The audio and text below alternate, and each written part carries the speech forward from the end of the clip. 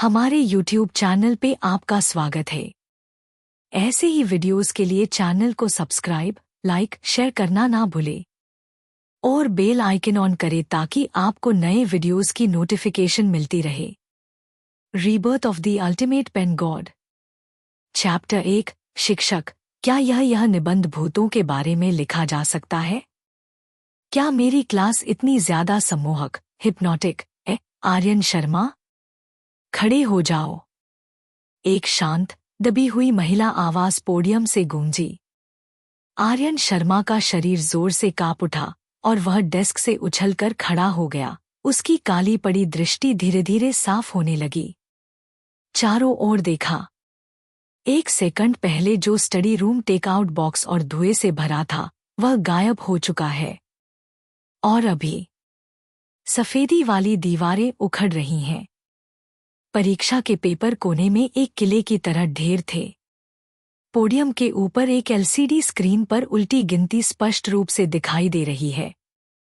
College प्रवेश परीक्षा के लिए 600 दिन शेष। यह हाई स्कूल है। स्क्रीन के नीचे, पोडियम के ठीक बीच में, एक महिला इस समय उसे घूर रही थी।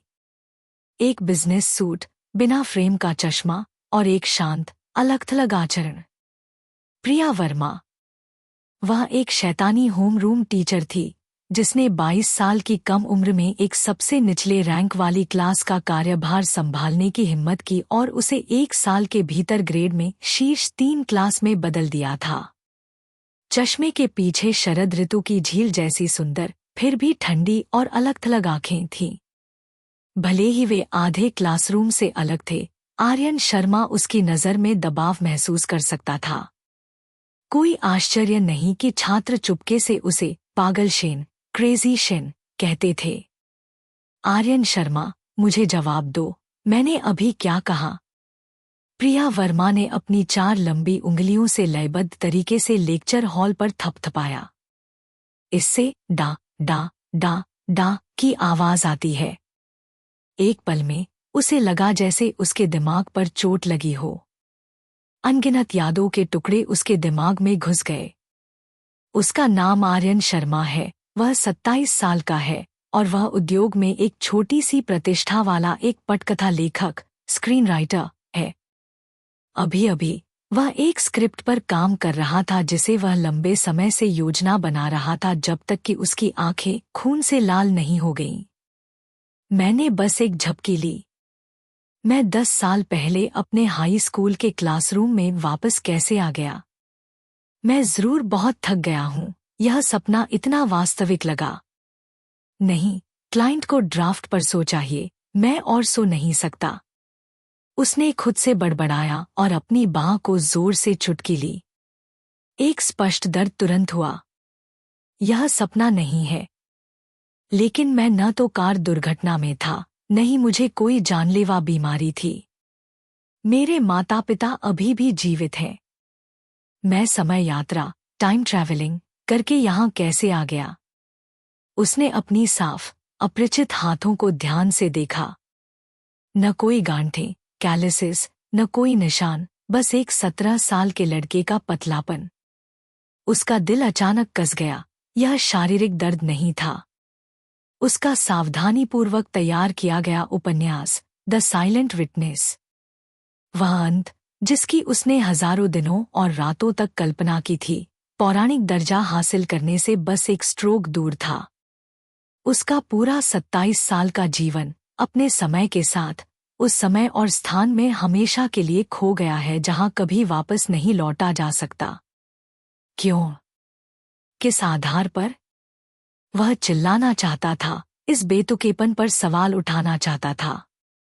जैसे ही वह स्तब्धता में बह गया, इस भारी नुकसान की भावना से पूरी तरह से अभिभूत होने वाला था।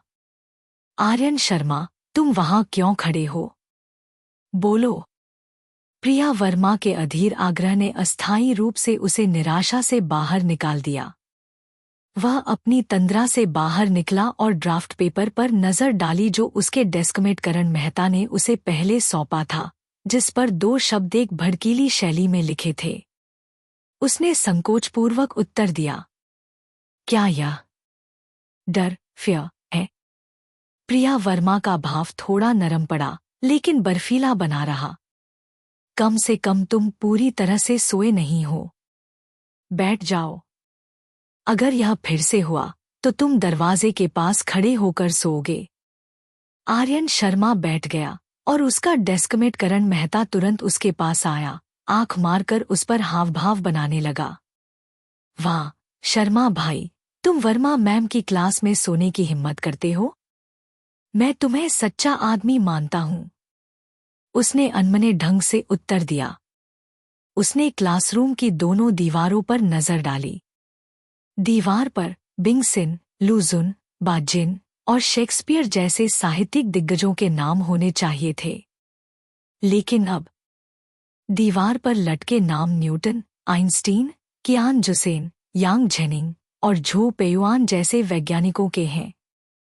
जैसे ही मैं सोच रहा था, उसकी नजर करण मेहता की डेस्क के नीचे चमक रहे सेल फोन पर टिकी। फोन अविश्वसनीय रूप से पतला और हल्का था और स्क्रीन पूरी तरह से निर्बाध होलोग्रामिक प्रोजेक्शन थी। बिना सोचे समझे उसने उसे झपट लिया। क्या मैं इसे एक पल के लिए उधार ले सकता हूं? धत शर्मा भाई, धीरे, कहीं वर्मा मैम को पता न चल जाए। उसने फोन को ध्यान से देखे बिना ले लिया। उसकी उंगलियां तेजी से स्वाइप कर रही थी और एक के बाद एक समाचार सुर्खियां सामने आईं। नवीनतम ब्रेन कंप्यूटर इंटरफेस टेक्नोलॉजी में अभूतपूर्व प्रगति हासिल की गई। वर्चुअल रियलिटी इंटरनेट की जगह पूरी तरह से लेगी। नानतियनमेन परियोजना अपनी 5वीं बड़ी सफलता हासिल करती है। आर्यन शर्मा को गहरा झटका लगा। भले ही यह 10 साल पहले मेरे हाई स्कूल के वर्षों के दौरान था, लेकिन यहाँ का तकनीकी स्तर उसके समय से कम एक दशक या उससे अधिक आगे है। उसने अनजाने में खोज बॉक्स में जिन योंग टाइप किया। यह साहित्यिक ज्ञान में उनका मार्गदर्शक था और उनके दिल के मार्शल आर्ट्स की दुनिया में सर्वोच्च भगवान। संदेश प्रदर्शित होता है, क्या आप धातुओं, वित्त, सोने की खदानों की तलाश कर रही हैं? यह क्या बकवास है? उसने विश्वास नहीं किया और इसे फिर से टाइप किया। गुलोंग, लूजुन, 3 बॉडी प्रॉब्लम, हिचकॉक। केवल निम्नलिखित पॉपअप होगा। प्राचीन ड्रैगन जीवाश्मों पर शोध। लापरवाह वेलोसिरैप्टर। सीनियर हाई स्कूल शारीरिक शिक्षा। हिचकॉक कैसीनो के कप्तान कर्क। बेतुकेपन और डर की भावना ने उसे घेर लिया। निराश न होते हुए उसने अपनी खोज जारी रखी। उस बीते युग के वे महान सस्पेंस मास्टर, वे अजीब और काल्पनिक विज्ञान कथा मिथक, वे डरावनी फिल्में जो आपको रात भर जगाए रखती हैं। खोज परिणाम खाली थे। आर्यन शर्मा की सांस धीरे धीरे तेज हो गई और उसकी उंगलियां भी हल्की सी कांप गईं। यह कोई संयोग नहीं है, यह एक विशाल, अविश्वसनीय शून्य है। यह दुनिया, इसका बाहरी रूप तकनीकी रूप से उन्नत है, लेकिन इसकी आंतरिक संस्कृति एक बंजर भूमि है। उसने फोन नीचे रखा, उसका दिल जोर से धड़क रहा था। आतंक या परमानंद? वह अंतर नहीं बता सका। वह धीरे से हंसने लगा, उसकी छाती जोर से हिल रही थी। द साइलेंट विटनेस चला गया है। 27 साल की उम्र में आर्यन शर्मा से संबंधित अंत कभी वापस नहीं आ सकता है। लेकिन एक ऐसी दुनिया जिसमें डरावनी कहानियां नहीं हैं। उसकी पूरी रचना के लिए एक खाली मंच उसके सामने खुला पड़ा था। यह कितना बड़ा आशीर्वाद है। अरे, करण मेहता ने बगल से फुसफुसाते हुए याद दिलाया। तुम क्या कर रहे हो शर्मा भाई? वह अभी अभी जागा और फोन पर खेल रहा था और अब वह अजीब तरह से हंस रहा है। मुझे उम्मीद है कि वर्मा मैम उसे डराकर मौत के घाट नहीं उतारेगी, इससे पहले कि वह अपनी बात पूरी कर पाता। हश। एक सफेद चाप आंख ने आधे क्लासरूम में झाड़ू लगाई, जो करण मेहता के माथे पर ठीक से लगा। यह चाक का आधा टुकड़ा था जिसे प्रिया वर्मा ने फेंका था। आउच! करण मेहता ने अपने सिर को ढक लिया, व्यथित दिख रहा था। क्लास में फुसफुसाहट नहीं। अगर कुछ कहना है तो बाहर जाओ। प्रिया वर्मा ने अपनी नजर हटाई, मुड़ी और ब्लैकबोर्ड पर 2 सुंदर चाक अक्षर लिखे। डर। वह मुड़ी, अपना चश्मा समायोजित किया और एक अकादमिक लहजे में बोली, डर इंसान की सबसे मौलिक भावनाओं में से एक है। जैविक दृष्टिकोण से यह खतरे के संकेतों की प्रतिक्रिया में अमिगडला की तनाव प्रतिक्रिया है और यह एक सुरक्षात्मक तंत्र है। उसने क्लासरूम के चारों ओर नजर डाली ताकि यह सुनिश्चित हो सके कि कोई सो नहीं रहा था या फुसफुसाहट नहीं कर रहा था, इससे पहले कि वह अपना व्याख्यान जारी रखे। लेकिन जैसे जैसे सभ्यता आगे बढ़ती है, यह अत्यधिक तनाव प्रतिक्रिया कभी कभी हमारे लिए एक बाधा बन सकती है। यह कंपोजिशन क्लास डर के विषय पर कम से कम 800 शब्दों का एक कथात्मक निबंध, नैरेटिव एसे, लिखने के बारे में है। यह लेख सीधे शहर की निबंध प्रतियोगिता में एक प्रविष्टि के रूप में जमा किया जाएगा, इसलिए सुनिश्चित करें कि आप इसे सावधानीपूर्वक लिखें। क्लास के बाद क्लास प्रतिनिधि को सभी पेपर इकट्ठा करने चाहिए और मेरे ऑफिस में सौंपने चाहिए। क्लास मॉनिटर, कृपया अनुशासन बनाए रखें, खासकर उन लोगों पर जो सोना या एक दूसरे से फुसफुसाना पसंद करते हैं। प्रिया वर्मा ने आर्यन शर्मा और करण मेहता को देखा, अपनी पाठ योजना, लेसन प्लान पैक की और शालीनता से चली गई। जैसे ही वह गई, पूरी क्लास निराशा और आहों से भर गई। निबंध लिखना हमेशा छात्र वर्षों के दौरान एक बुरा सपना होता है। केवल आर्यन शर्मा ने अनजाने में अपनी उंगलियों को खुरदरे लकड़ी के डेस्क पर थपथपाया। डर। जिस खाली पन्ने की उसने अभी अभी खोज की थी, वह उसके दिमाग में कौंध गया और उसके होंठों पर अनजाने में एक मुस्कान आ गई। यह एक ऐसी दुनिया है जो विज्ञान का अत्यधिक सम्मान करती है और सभी अलौकिक और अजीबोगरीब घटनाओं को आध्यात्मिक अफीम मानती है। भूतों के बारे में किंवदंतियों को लंबे समय से इतिहास के कूड़ेदान में डाल दिया गया है। आप यह भी नहीं जानते कि भूत क्या होता है। वे वास्तविक डर क्या है, यह कैसे समझ सकते हैं? अपने पिछले जीवन में वह एक शीर्ष पटकथा लेखक थे जिनकी पाठक संख्या आश्चर्यजनक रूप से अधिक थी। उनके दिमाग में संग्रहित विभिन्न भयानक सामग्री दुनिया के मूल्यों को फिर से आकार देने के लिए पर्याप्त है। चूंकि आप में कल्पना की कमी है, चूंकि कल्पना की यह मिट्टी इतनी बंजर है, तो मुझे आपको लिन का थोड़ा सा झटका देने में कोई आपत्ति नहीं है। यह सोचते हुए आर्यन शर्मा की उंगलियां अनजाने में डेस्क पर थपथपाने लगीं। तो हमें क्या लिखना चाहिए? अनगिनत अजीबोगरीब टुकड़े आर्यन शर्मा के दिमाग में उमड़ पड़े। Ghost blows out the light, ghost blows out the light. संरचना बहुत भव्य है। जुऑन। माहौल का निर्माण बहुत लंबा था। अंत में एक सरल रोजमर्रा की लोक कथा, फिर भी जो आत्मा में गहराई तक उतरती है, समय के साथ पकड़ी गई है। वास्तविक डर कभी दूर की आपदा नहीं होता है, बल्कि रोजमर्रा की उथल पुथल होती है। इस कहानी को जटिल पृष्ठभूमि या खूनी दृश्यों की आवश्यकता नहीं है। आपको बस एक दर्पण और एक बिस्तर चाहिए। पीठ से पीठ। यह सही है। आर्यन शर्मा ने अपनी कलम उठाई, लगभग बिना सोचे समझे। देर रात किराए के कमरे में रोशनी टिमटिमा रही थी। नेहा को हमेशा ऐसा लगता था कि कमरे में कोई और है, लेकिन हर बार जब वह मुड़ती थी तो उसके पीछे कुछ नहीं होता था। सुरक्षा की तलाश में उसने अपनी पीठ को दीवार से कसकर सटाकर सोना शुरू कर दिया। ठंडी दीवार उसका एकमात्र सहारा थी। जब तक एक दिन मैं आधी रात को जागा।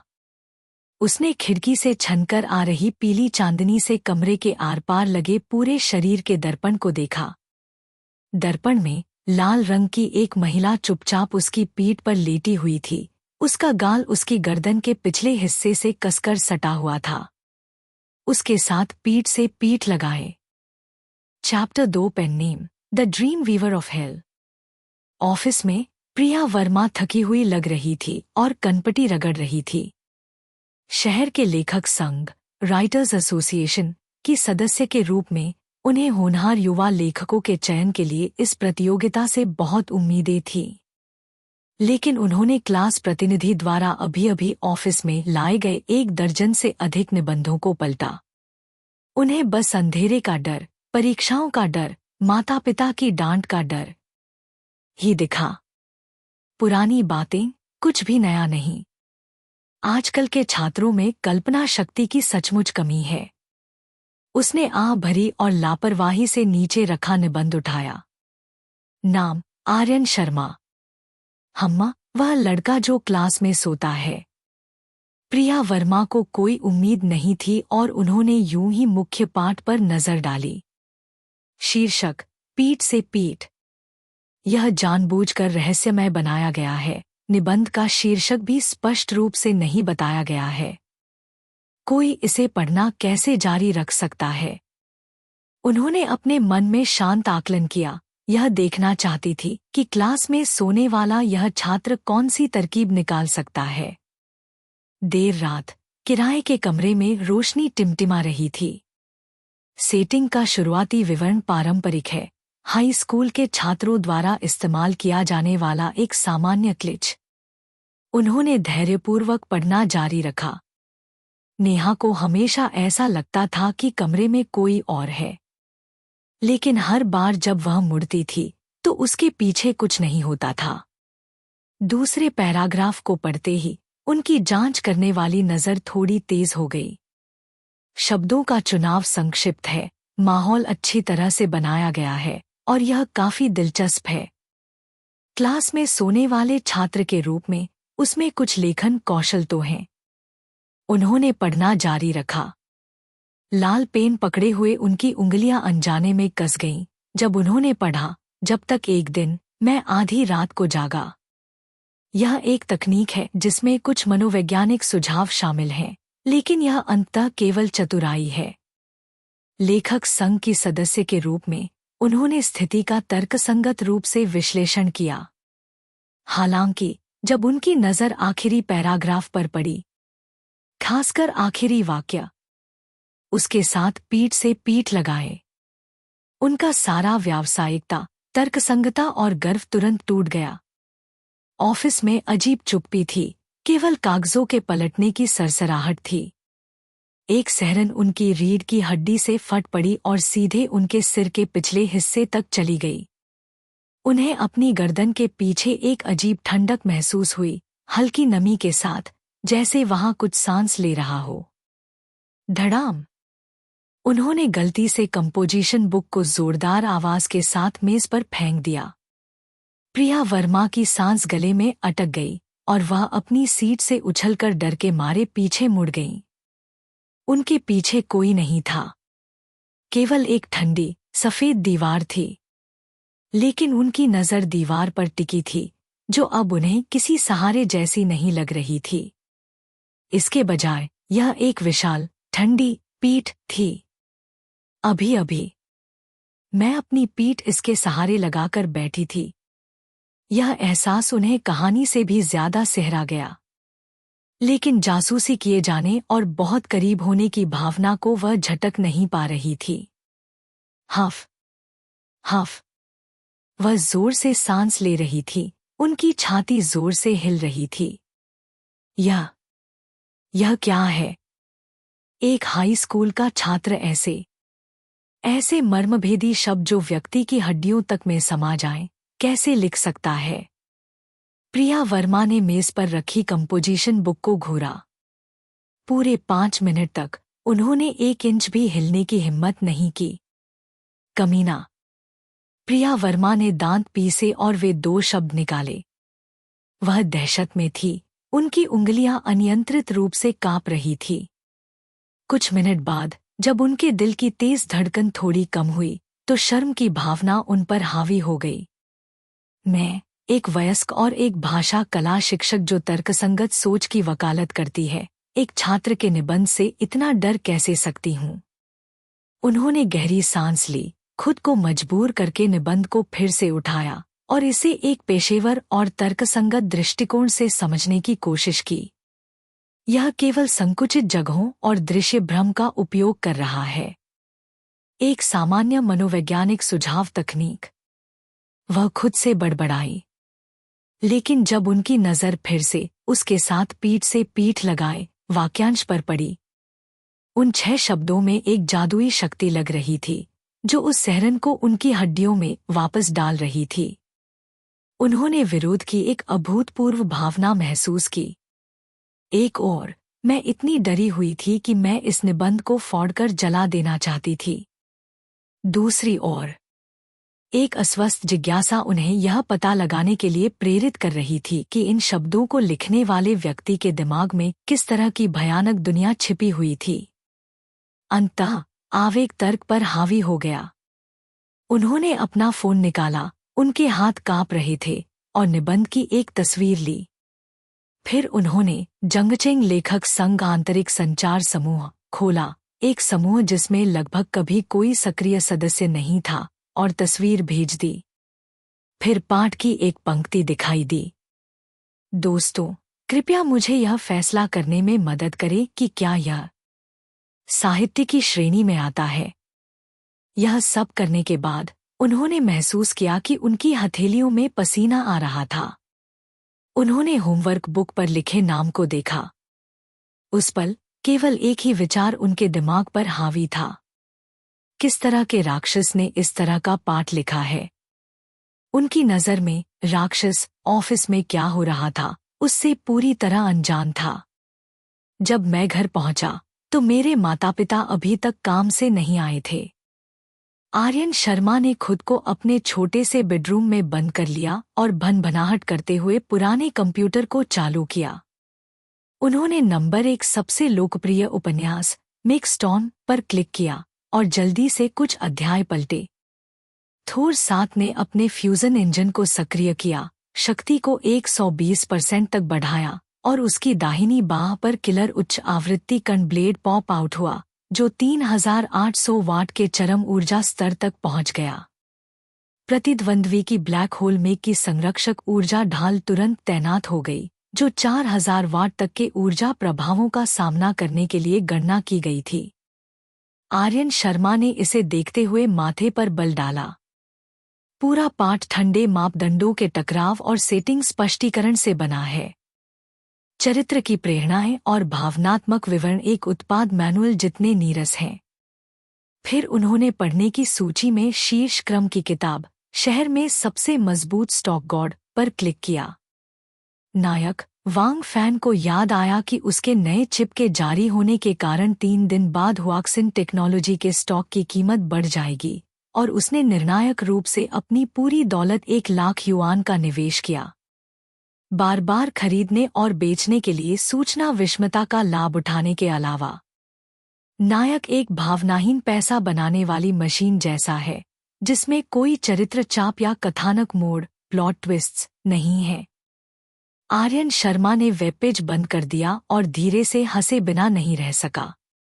यह कितनी अद्भुत प्राचीन अछूती भूमि है। आर्यन शर्मा ने अपनी उंगलियों को आपस में गूंथा और अपनी कलाइयों को हिलाया जिससे एक चटकने की आवाज आई।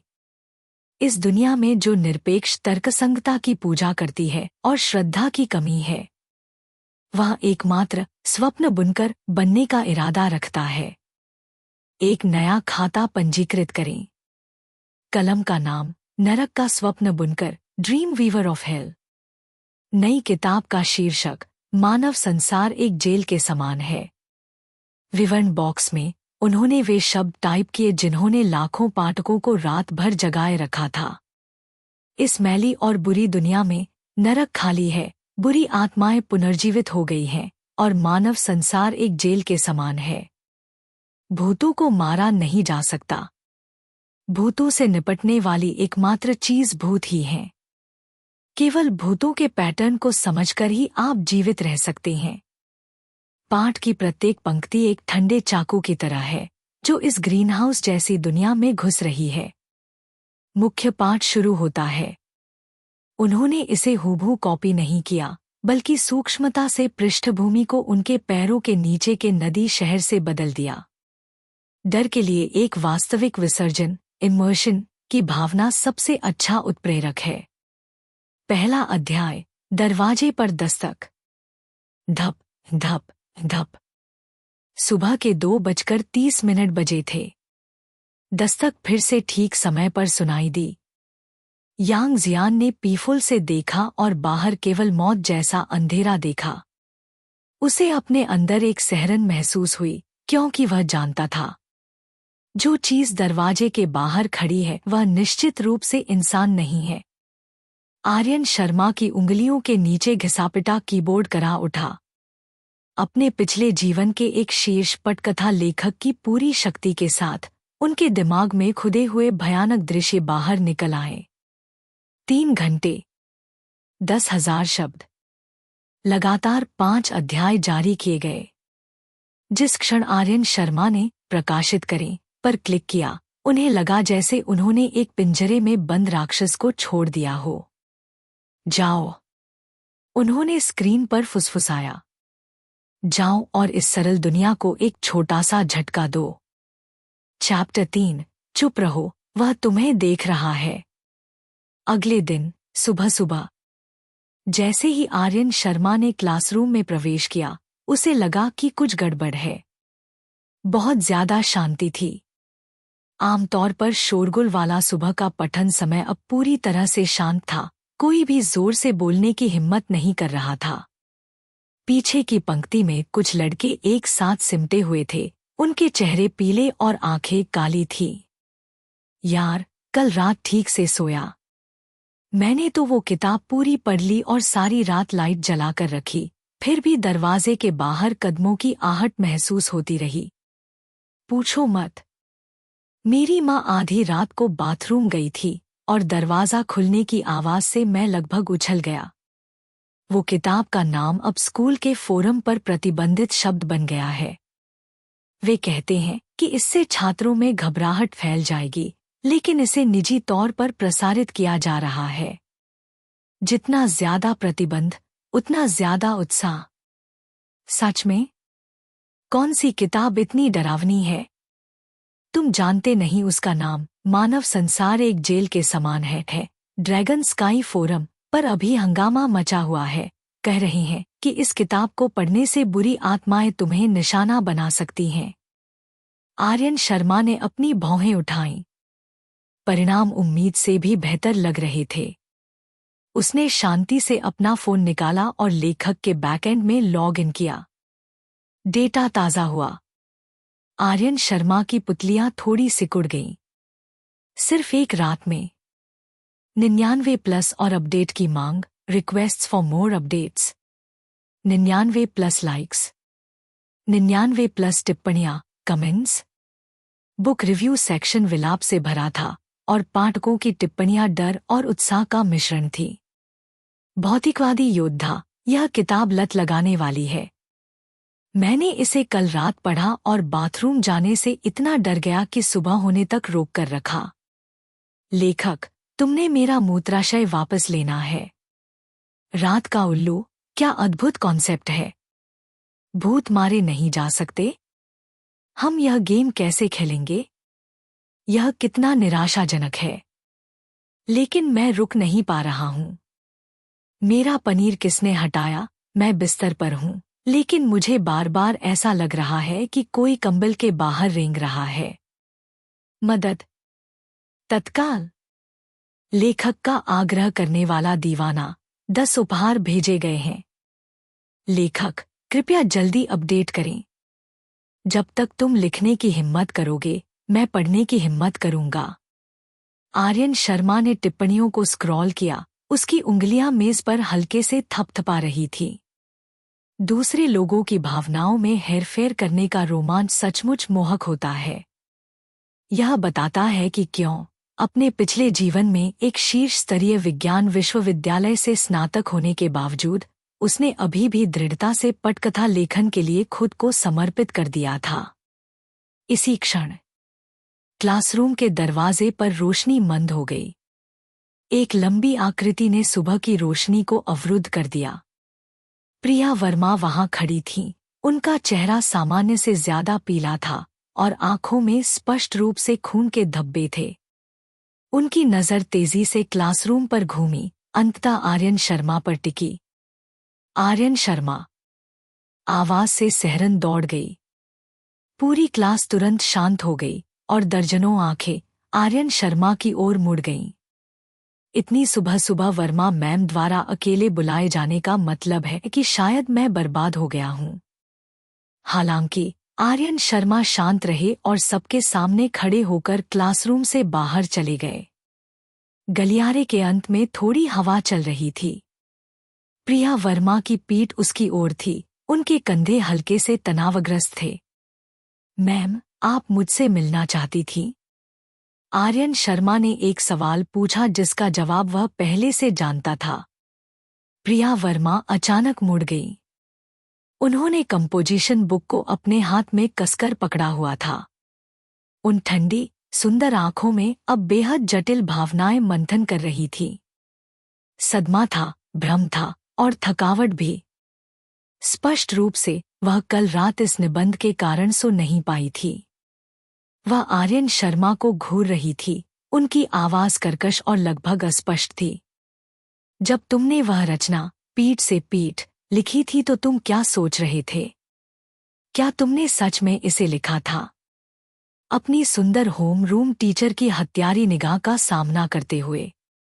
बेशक मैंने लिखा था, मैम। आर्यन शर्मा बहुत शांत रहे। क्या आपने नहीं कहा था कि विषय डर पर होना चाहिए?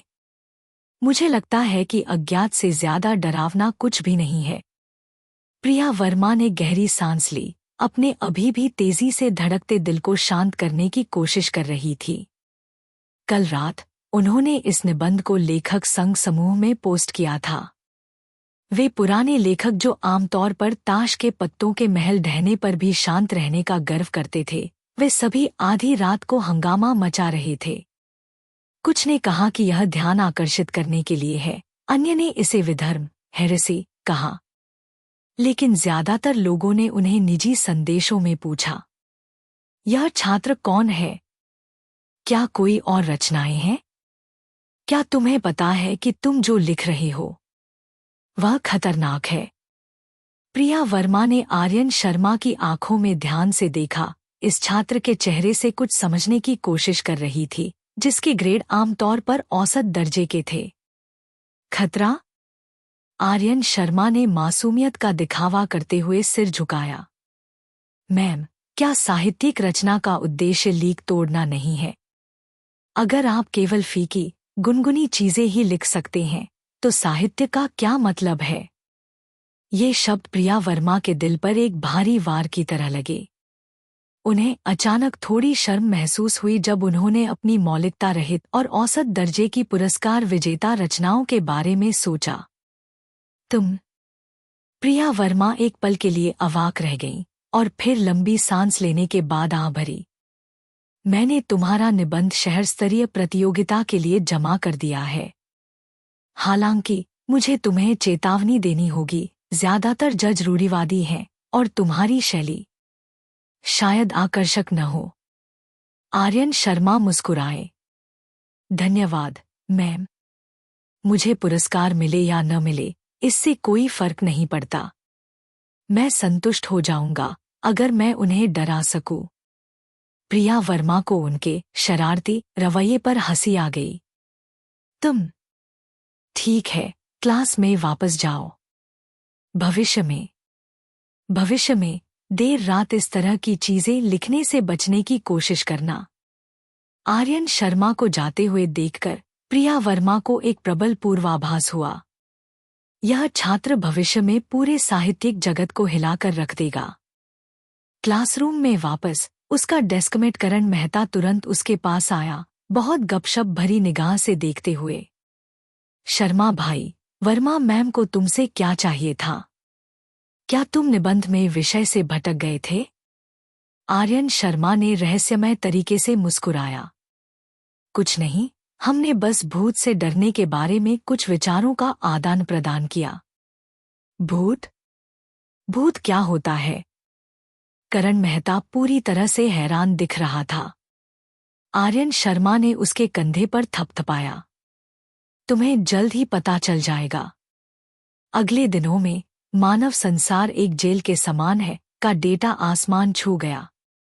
मनोरंजन की कमी वाली दुनिया में एक उपन्यास जो आपके एड्रेनालाइन को बढ़ा सकता है, जंगल की आग की तरह फैल गया। यह तेजी से हुंगगो.com पर नई किताबों के चार्ट में शीर्ष 10 में पहुंच गया। और एक अनुचित तरीके से इसने उन अनुभवी लेखकों की विज्ञान कथा और शहरी कथा रचनाओं को एक-एक करके उड़ा दिया। हुंगगो.com संपादकीय विभाग। ग्रीन आइवी, उपनाम वाली संपादक, अपना मुंह थोड़ा खुला रखे हुए एक डेटा निगरानी स्क्रीन को घूर रही थी। स्क्रीन पर मानव संसार एक जेल के समान है नामक एक नई किताब अपने सभी डेटा संकेतकों पर एक अजीब लाल चेतावनी स्थिति प्रदर्शित कर रही थी। होंग सिस्टर, आकर यह देखो। उसने प्रधान संपादक के कार्यालय की ओर आवाज लगाई। प्रधान संपादक रेड फॉक्स चलकर आई। पाठक प्रतिधारण वक्र, रीडर रिटेंशन कर्व, को देखा जो समयरेखा के लगभग लंबवत था और माथे पर बल डाला। यह किस तरह की किताब है? क्या उन्होंने डेटा बढ़ाया है? ऐसा नहीं लगता।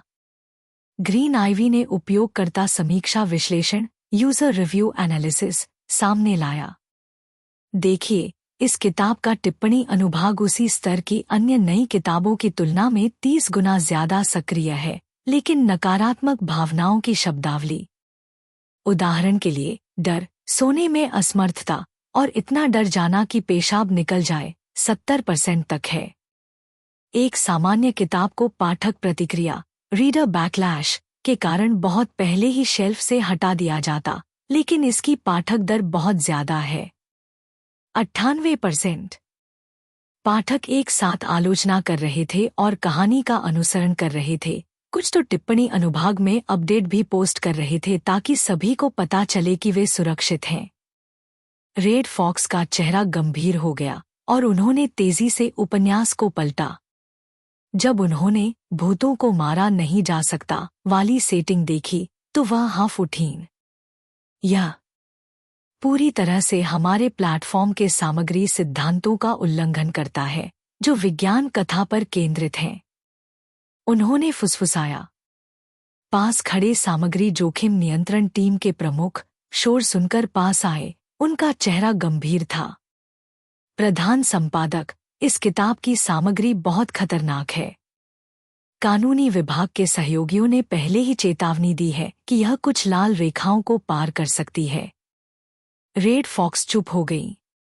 उन्होंने बैकएंड डेटा में खतरनाक वृद्धि को देखा और फिर कानूनी मामलों के मंत्रालय से जोखिम चेतावनी को देखा। एक पल के संघर्ष के बाद उन्होंने एक निर्णय लिया। जितना ज्यादा जोखिम, उतना ज्यादा अवसर। उन्होंने आखिरकार फैसला लिया। ग्रीन आइवी, तुरंत लेखक से संपर्क करो। उसे लेवल 4 अनुबंध भेजो। हमें सभी आगामी रचनाओं के लिए विशेष अधिकार और प्राथमिकता हस्ताक्षर अधिकार चाहिए। ठीक उसी समय आर्यन शर्मा का फोन वाइब्रेट हुआ। हुंगगो.com से एक निजी संदेश पॉपअप हुआ। प्रिय लेखक, नरक का स्वप्न बुनकर, आपकी रचना मानव संसार एक जेल के समान है ने हस्ताक्षर मानदंडों को पूरा कर लिया है। मैं आपकी संपादक ग्रीन आइवी हूँ। कृपया QQ पर मेरा संपर्क विवरण जोड़े। 16666। आर्यन शर्मा के होंठ थोड़े मुड़ गए, लेकिन उसे और एडिटिंग जोड़ने की कोई जल्दी नहीं थी। हम केवल शुरुआत में हैं। एक बार जब हम नई किताबों के चार्ट में शीर्ष पर पहुंच जाते हैं और बातचीत में ज्यादा लाभ होता है, तो हम फिर से बात करेंगे। शाम का स्वाध्ययन। आर्यन शर्मा अपने फोन पर टाइप कर रहा था जब उसने अचानक अपने सामने वाली पंक्ति से एक दबी हुई आहट सुनी। आह! यह सुकियान की आन है, क्लास की सुंदरता। वह अपना फोन पकड़े हुए थी, उसका चेहरा पीला और शरीर थोड़ा कांप रहा था, लेकिन उसकी आंखें स्क्रीन पर टिकी थीं, एक सेकंड के लिए भी नजर हटाने को तैयार नहीं थी। आर्यन शर्मा ने उसकी स्क्रीन पर नजर डाली। परिचित काली पृष्ठभूमि पर सफेद पाठ उसका उपन्यास था, मानव संसार एक जेल के समान है। सुकियान को कुछ महसूस हुआ और वह मुड़कर आर्यन शर्मा से मिली। वह ऐसी लग रही थी जैसे कुछ गलत करते पकड़ी गई हो। उसने तेजी से अपना फोन मेज पर चेहरा नीचे करके पटका। उसका चेहरा तुरंत लाल हो गया। आर्यन शर्मा, गलत मत समझना, मैं कोई बकवास चीज नहीं देख रही थी। सुकियान हकलाते हुए समझा रही थी। आर्यन शर्मा ने अपनी हंसी को दबाया। ठीक है, मुझे भी इस तरह की रोमांचक चीजें देखना पसंद है। सुकियान की आंखें चमक उठीं, जैसे उसे कोई हमदम मिल गया हो, और उसने रहस्यमय तरीके से अपनी आवाज धीमी करते हुए कहा, तुम भी मानव संसार एक जेल के समान है, देखते हो? वह भयानक है। वह दरवाजा खटखटाने वाला भूत बिल्कुल अद्भुत है। क्या तुम्हें लगता है हमारे स्कूल में भी ऐसी कोई चीज हो सकती है? अपने सामने की लड़की को देखते हुए, जो अक्षम और चंचल दोनों थी, आर्यन शर्मा को अचानक एक शरारती इच्छा हुई। उसने अपनी आवाज धीमी की और एक अशुभ लहजे में कहा, कौन जानता है, लेकिन मैंने सुना है कि हमारा स्कूल बनने से पहले एक सामूहिक कब्रगाह था। शायद अभी खिड़की के बाहर कुछ दुबका हुआ है, हमें स्वाध्ययन के लिए जाते हुए देख रहा है। सुकियान इतनी डर गई कि उसने तुरंत अपने कान ढक लिए। उसकी आंखों में आंसू आ गए। आर्यन शर्मा, तुम बहुत परेशान करते हो। मैं तुमसे बात नहीं कर रही हूं। ठीक उसी समय क्लासरूम की बत्तियां 2 बार टिमटिमाईं। पूरी क्लास तुरंत शांत हो गई और हर कोई अनजाने में खिड़की से बाहर घुप अंधेरी रात को देखने लगा। आगे क्या हुआ इसके लिए चैनल से जुड़े रहे। लाइक, शेयर और सब्सक्राइब करें।